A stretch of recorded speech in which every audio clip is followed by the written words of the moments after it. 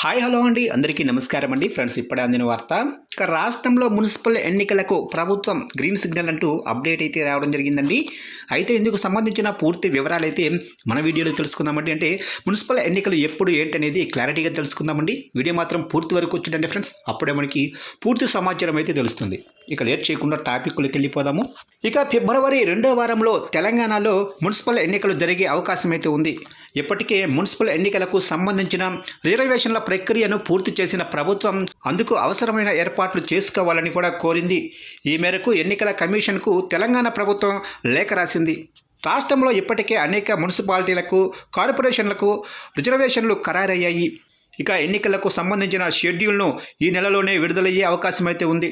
ఇక 3 రోజుల్లో ఎన్నికల షెడ్యూల్ విడుదలయ్యే అవకాశం కూడా ఉందని అధికార వర్గాలు వెల్లడించాయి.